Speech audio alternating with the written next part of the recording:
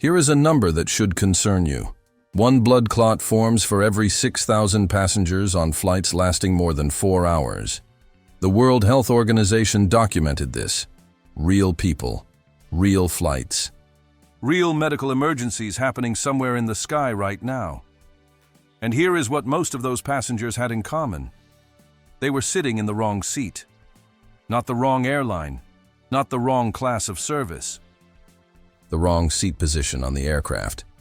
A choice they made without thinking twice when they booked their ticket. Let me tell you about Richard. Richard is 68 years old, retired mechanical engineer from Ohio, sharp guy. Spent his whole career solving complex problems and optimizing systems. Last spring, he flew to San Francisco for his grandson's college graduation. 5-hour flight.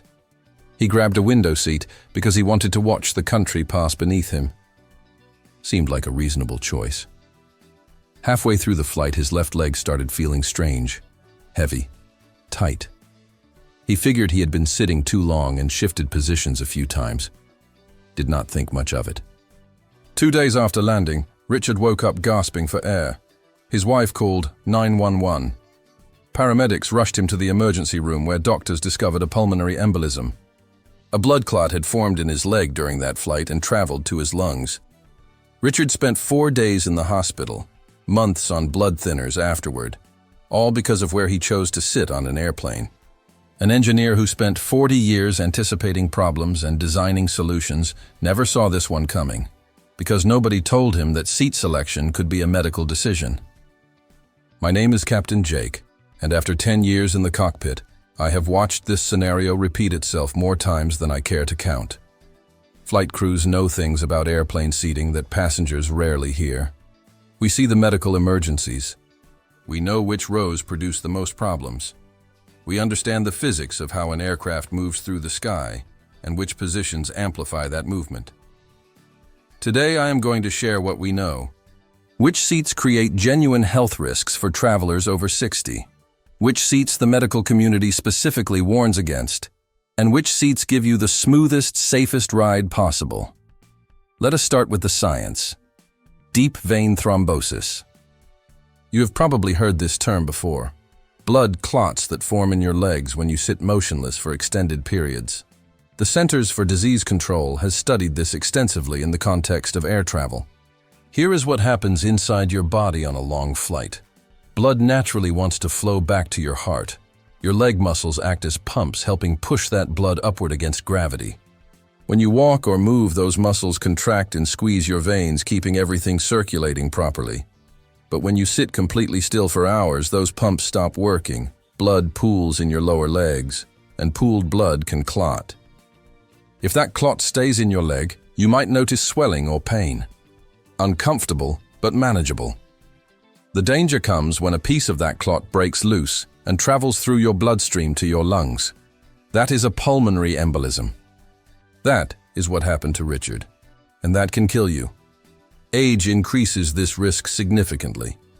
The CDC identifies being over 60 as a specific factor that makes clot formation more likely.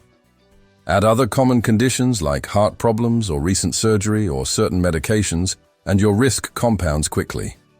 Now here is where your seat selection enters the equation. The American College of Chest Physicians published research identifying window seats as a risk factor for developing these clots.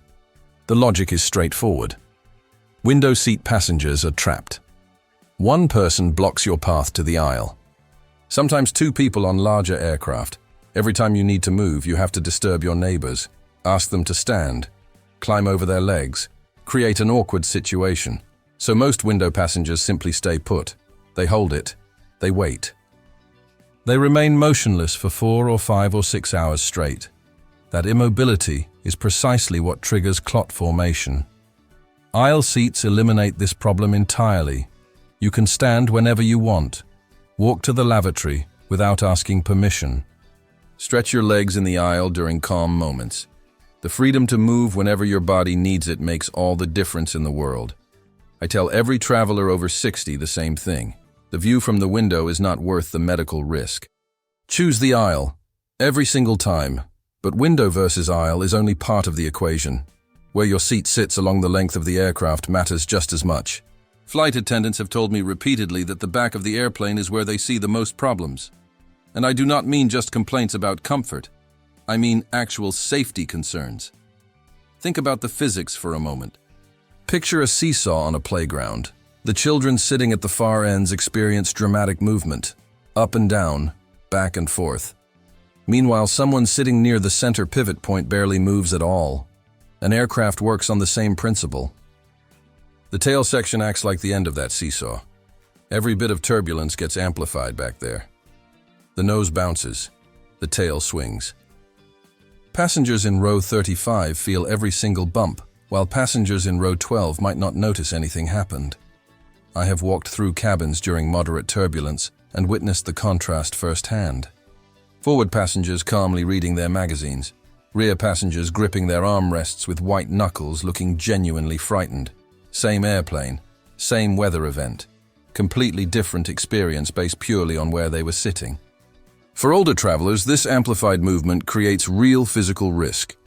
If you have balance concerns, those unexpected jolts can throw you sideways. If you have osteoporosis or any condition affecting bone density, a sudden drop could result in serious injury. People have been thrown from their seats during severe turbulence. It happens more often than airlines publicly acknowledge.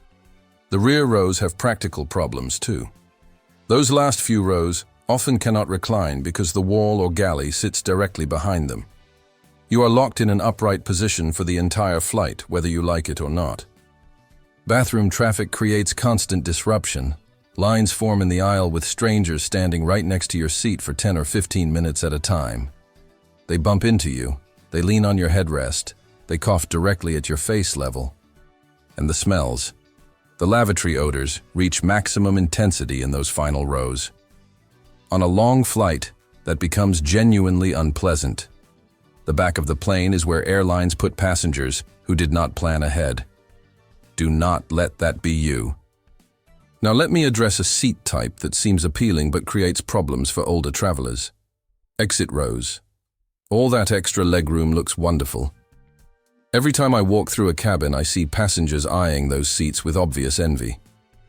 Finally, some space to stretch out. But exit rows come with serious responsibilities that most passengers overlook. Federal Aviation Administration regulations require exit row passengers to be capable of lifting objects weighing up to 60 pounds. That is approximately what an overwing emergency exit door weighs. You must be physically able to operate that exit rapidly and help other passengers evacuate in an emergency.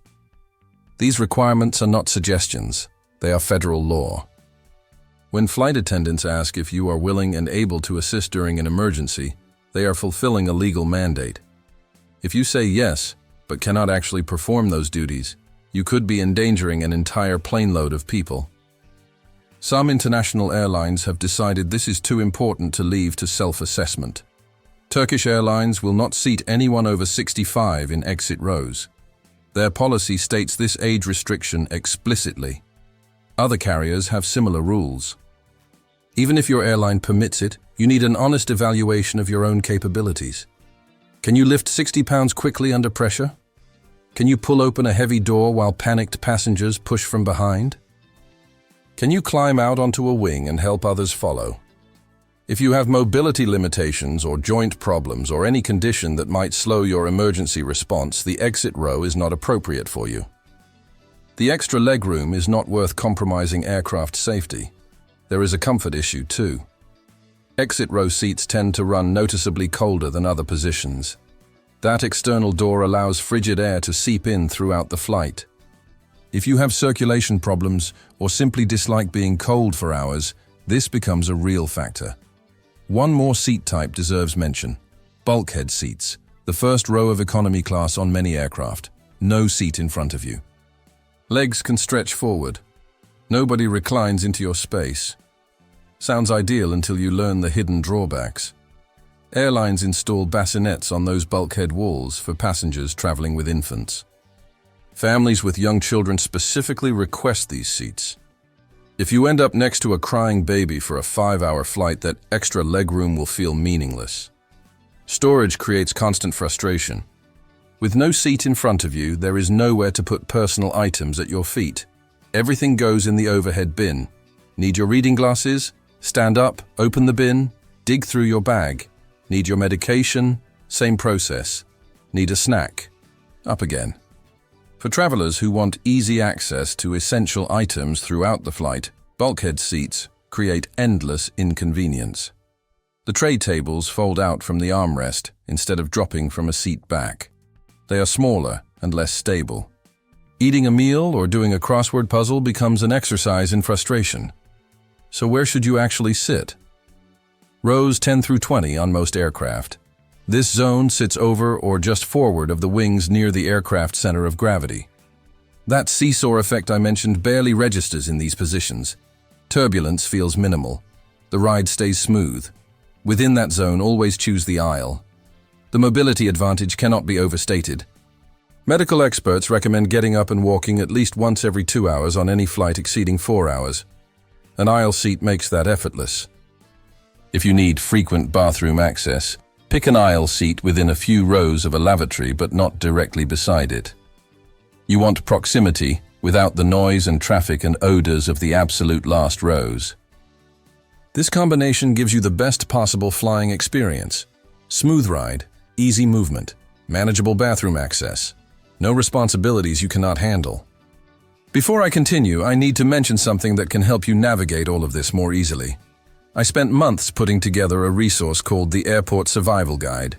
Everything about flying in one place, security procedures, your rights when airlines mess up, medical considerations, hidden fees, and how to avoid them. If you want the complete picture, the link is in the description below. Worth checking out after this video. Now let me share what medical professionals specifically recommend for reducing clot risk during flights. Compression socks make a measurable difference. These graduated compression stockings apply gentle pressure to your lower legs, helping blood circulate efficiently. Doctors routinely recommend them for patients with clot risk factors. They cost very little, and you can find them at any pharmacy. Hydration matters more than most people realize. Airplane cabin air is extremely dry. Dehydration thickens your blood, which increases clotting risk. Drink water consistently throughout your flight, even when you do not feel thirsty. Limit alcohol and caffeine since both contribute to dehydration. Exercise your legs while seated. Pump your feet up and down like pressing a gas pedal. Rotate your ankles in circles. Tense and release your calf muscles. These simple movements help push blood back toward your heart, even when you cannot get up and walk. Never cross your legs while sitting. This position restricts blood flow in the veins behind your knees. Keep feet flat on the floor or slightly elevated if space permits. Store your carry-on in the overhead bin rather than under the seat in front of you. Items blocking your foot space prevent proper leg movement. Keep that area clear so you can stretch and flex throughout the flight. Here is your action checklist. Book seats in rows 10 through 20 whenever possible. Choose aisle over window every time. Avoid the last 5 rows completely. Skip exit rows if you have any physical limitations. Stay away from bulkhead seats if you need easy access to personal items. Set a phone reminder to get up and move every 90 minutes. Wear compression socks on any flight over 4 hours. Drink water consistently.